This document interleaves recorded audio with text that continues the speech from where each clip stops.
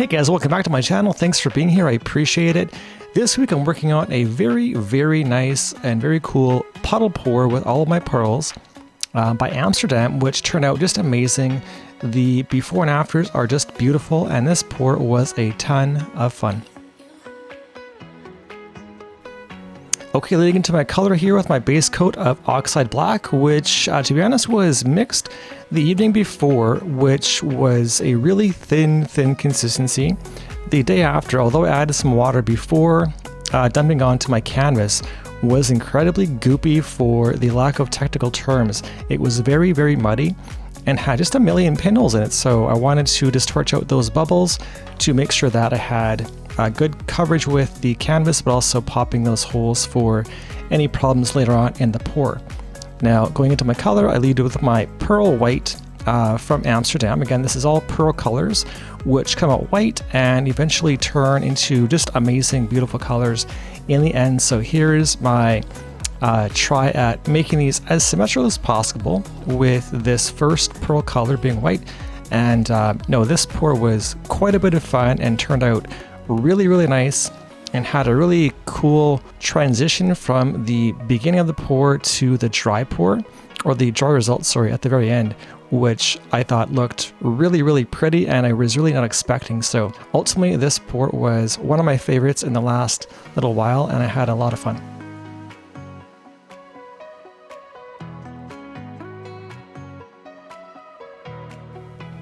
Okay, now as I finish up my first puddles here with my Pearl White, I really wanted to lay these colors down with some good intent and wanted to kind of maximize my color choices of my Pearl White and my second color leading to a Pearl Yellow here in a moment that would really help these colors shine the best. So I went Pearl White first, knowing I had some more color on top in my Pearl Yellow, my Pearl Red, and lastly my Pearl Blue. So the yellow was second, and I wanted to make these colors a bit smaller, not wanting the yellow to overtake the rest. Again, I was going to eventually wreck this anyway, so yellow was second, but I wanted to again get as much white down first as I could, then giving it more color later on to give it a bit of a nice contrast from those four colors I chose.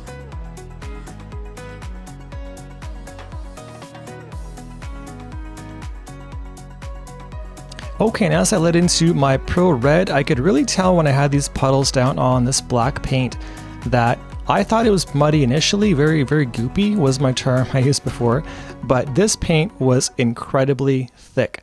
I was very unsure how well this would tilt because of the thickness of the Oxide Black, knowing it was so dense, and my top colors were a little bit lighter, so again, still thicker than I would like. But I was concerned that with this black paint being so thick, my tilts may get caught and not turn out quite as well as I'd hoped for. Also, with these secondary colors, I'm making sure not to make my puddles too big near the edge of the canvas, knowing that I will probably lose them to my tilts to begin with, and wanting to kind of maintain as much paint as possible. And here we are with my last color, my Pearl Blue, just filling the voids in the middle for the most part.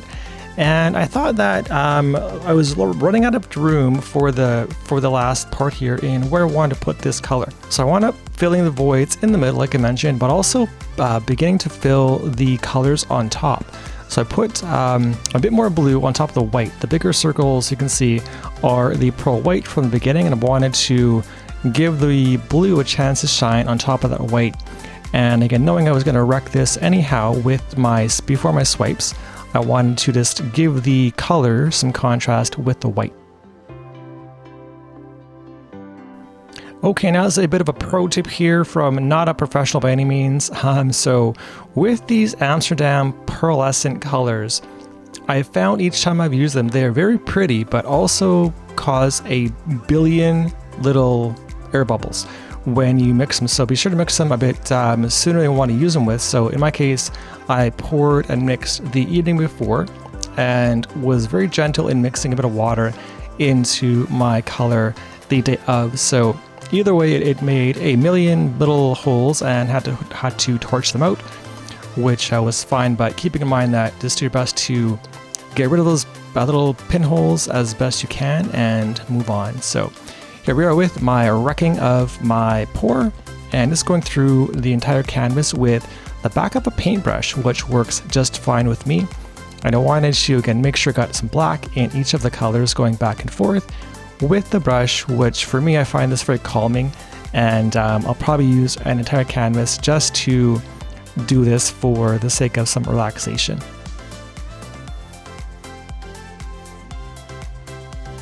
Okay, I've been asked a few times in the past little while what I use for my cell activator, knowing I don't use, not yet, Australian Floetrol. So my recipe is I use 1 part titanium white by Amsterdam, 2 parts Floetrol, this the US or Canadian version, and 4 or 5 drops of penetrol, which is an additive for paints, just in the paint section at my case in Canada, Deluxe Paints, for example. That mixture for my activator works just fine for the sake of cells and lacing. And here's my first swipe just to show you how that works out in comparison to Aussie Floetrol at some point down the road, which I'll definitely show you guys once I've made.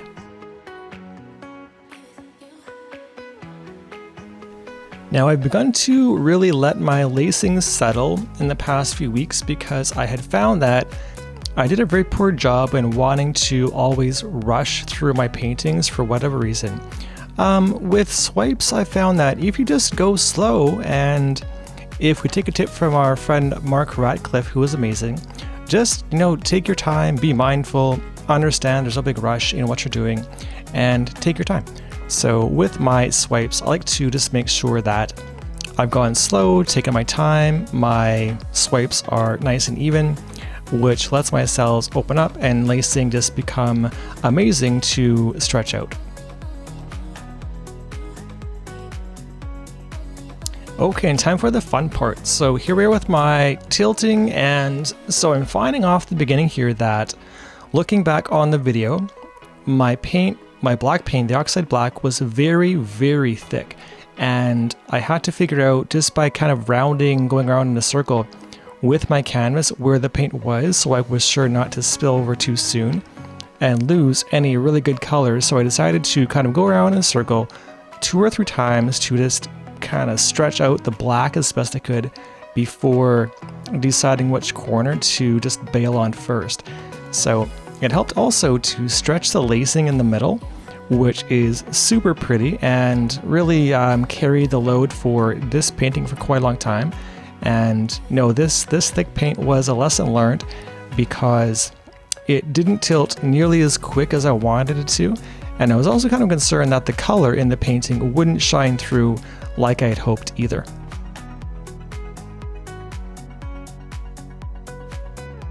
And after a bit of humming and hawing, I decided to finally just dump this one corner here in the bottom left. That'll be my top right as I look down on it on the video from painting. So the lacing looked a little muddy in my opinion when I first saw it off of the initial pour as I did it. This was also my first pour in a daytime in a really, really long time. So the colors looked a little bit weird and kind of murky.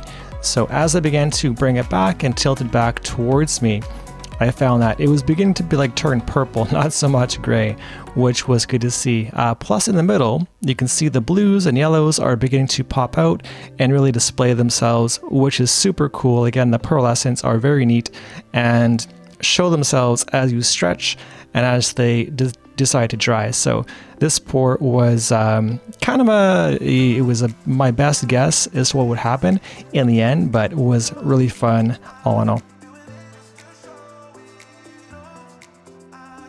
All right, as I begin to finish off these corners here, I wanted to quickly mention that I decided to test out a bit of a hack from Molly, which worked out really well this time for these pours, is I use Liquitex gloss varnish in all my colors, as well as about a third of an ounce per color, and about an ounce or so in my oxide black, which really helped the finished product just look great, because I found that in the past with any base color that's black, my colors do tend to matte out a lot.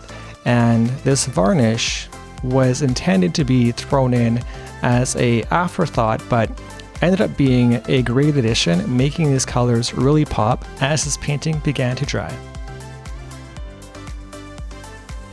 And now I'm just beginning to pull this color back towards me to center it a bit more to my liking before I put it down, and this is how it worked out. So as we go in for a bit of a wet look overhead, here is some shots of the wet look afterward, and again this lacing looked really good, and this is the wet version, so keeping in mind that this changed over the entire afternoon plus the evening into the morning after, so it was a very cool transition from the wet look to the finished product, which I was super happy with. So I'm always excited to see really crisp white lacing in all my colors, but also I love the fact that this blue in the middle here is very tinted for a white for now. I promise you in the end, in a few seconds here, this turns a entirely new cover altogether. But here we are as the overhead wet look finishes up. Now what do you guys think?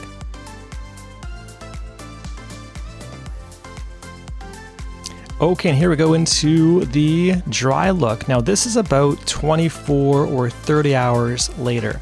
This took about a day and a half to not fully dry, but it was close. I'd say 95%-ish or so dry. These colors really surprised me from Amsterdam. I didn't believe for a million years these would turn such cool and vibrant colors in the blue and yellow and red.